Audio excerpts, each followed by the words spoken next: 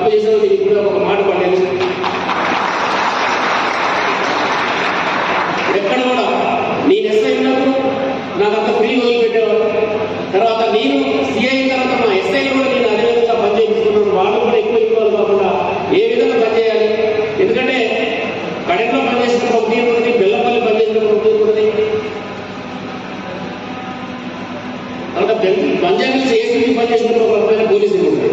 అక్కడ ఉన్న పరిస్థితి తగ్గట్టుగా అవగాహన చేసుకుని పోలీస్ డిపార్ట్మెంట్ సార్ ఇప్పుడు కూడా ఇంకా ఇంత స్టీలింగ్ మనం పోలీస్ స్టేషన్ ఎక్కడ కూర్చున్నాం కూడా ఇంకా బాధితులు పబ్లిక్ పోలీస్ స్టేషన్ రావాలంటే ఎవరికైనా ఒకటి తెప్పించుకొని పోతే న్యాయం జరిగిందనే ఫీలింగ్ లో ఇంకా ఉంది సార్. మా ఎస్ఐలు రోజు అదే చెప్తాను నేను.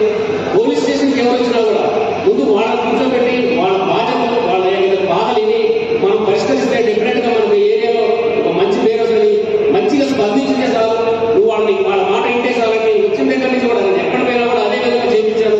అందుకే ఇక్కడ మెదకు ఇక్కడ ఉన్న ఈ టెంపుల్స్ లో కూడా మా జిల్లా ఈ దగ్గర ఎటువంటి చిన్న బ్యాడ్ రిమాండ్ రాకుండా నేను ఈరోజు రిటర్న్ పెడుతున్నాను సార్. సార్ నేను ఇప్పుడు ఐసీఆర్ దగ్గర దాదాపు 5-6 years నుంచి నేను మంచిర్యాల డీసీసీ దగ్గర ఉన్నప్పుడు సారు రామన్న కమిషనర్ వచ్చారు. దాని తర్వాత అక్కడ 1.5 years చేశాను. తర్వాత ఆదిలాబాద్ ఎస్పీ 2 సంవత్సరాలు చేశాను.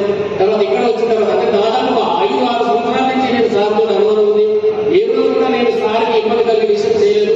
సార్ కూడా ఇట్లా ఎందుకు చేసిన విషయం నేను తీసుకురాలేదు.